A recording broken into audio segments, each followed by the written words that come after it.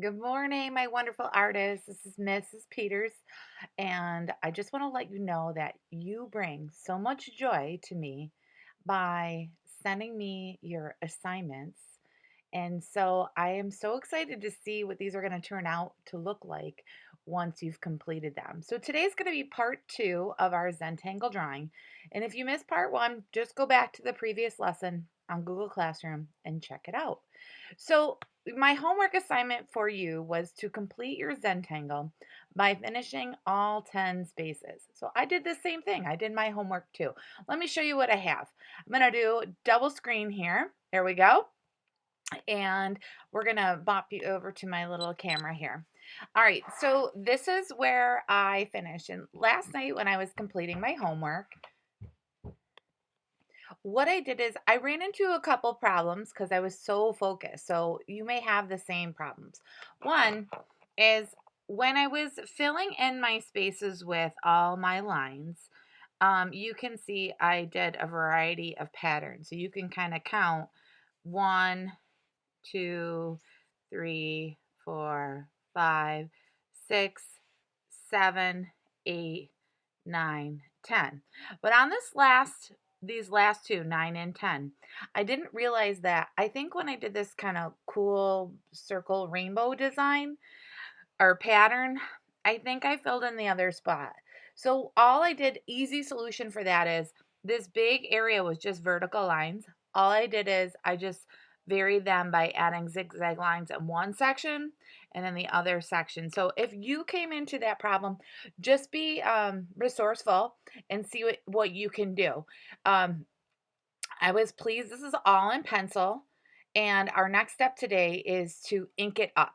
So what I'd like you to do is look around your house and see what you have to add ink. Now, if you don't have any, fancy tools like I do at home, I have a fine tip Sharpie, I have an ultra fine Sharpie, I have just kind of like a really small black onyx pen.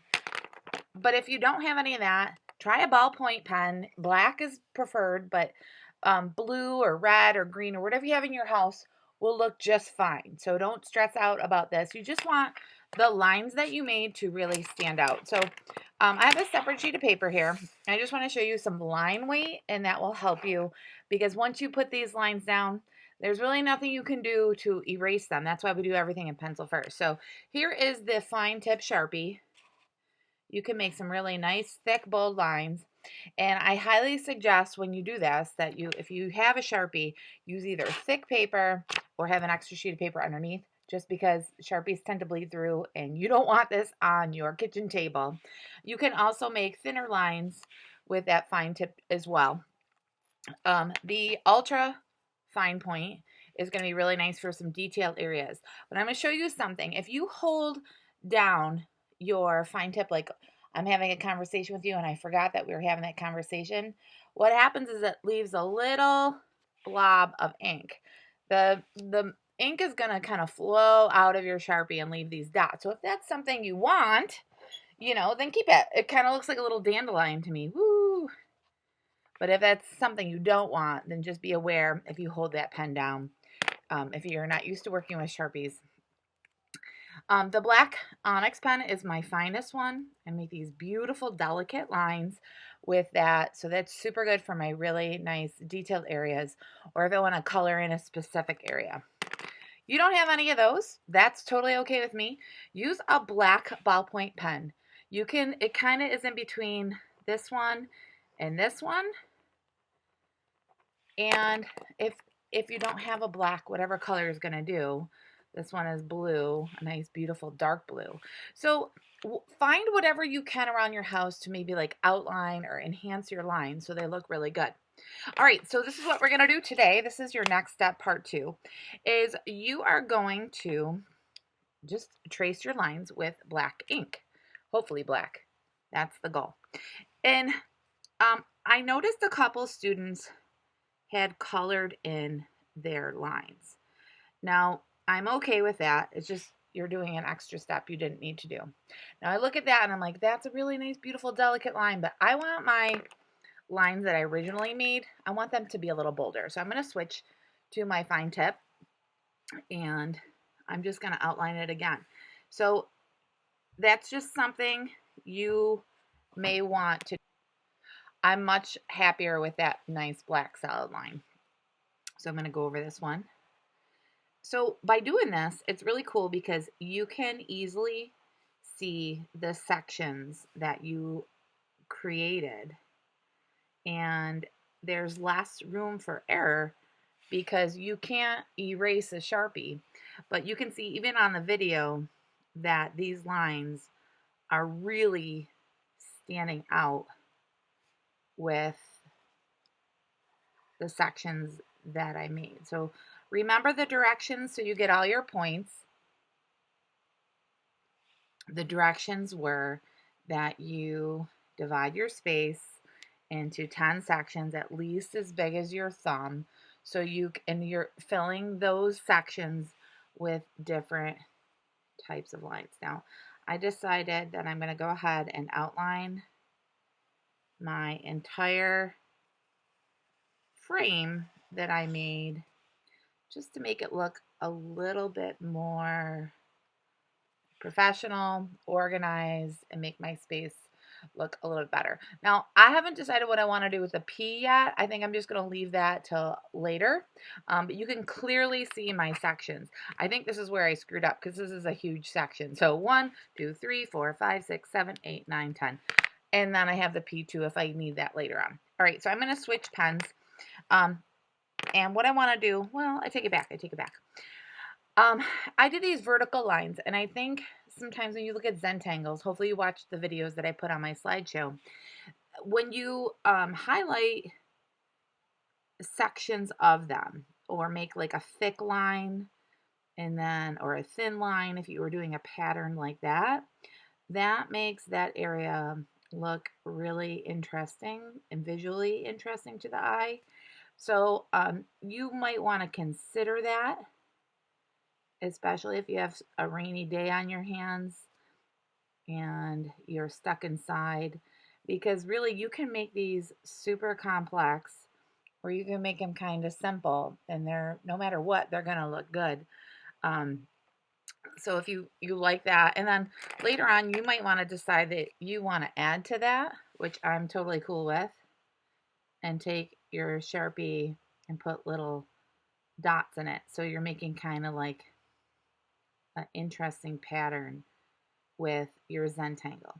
And the nice thing is, when you're doing this at your house after you watch my video, you can turn the volume off and you can put some relaxing music on. I tend to put music from soundtracks like Star Wars or movies that I like, where they're just instrumental soundtracks. And it's just a really nice way to start your day and relax. So hopefully you can do that. All right, I think what I want to do is, I really like the size of this Sharpie, my ultra fine, and I made these swirls in here, or spirals. So let's see what those look like in this line weight. And it's always nice to practice. This is a good way to concentrate and relax. Like the one lady said in the video, she's zenning out. And what better time than now to relax and make some art. Even if it's a mini masterpiece, it's still really cool. And just kind of relax and outline your lines. And you know that if you mess something up, any line that you didn't go over completely, one of our later steps is going to be to erase all the pencil lines. So we're going to do that.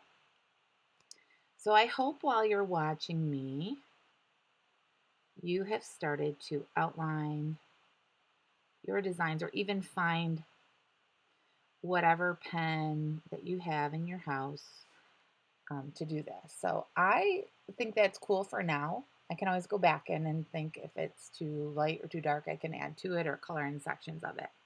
This one I had some real fun. So I started off with this scalloped edge right here. I'm going to keep the same pen for now. Scalp is just little curves or bump lines.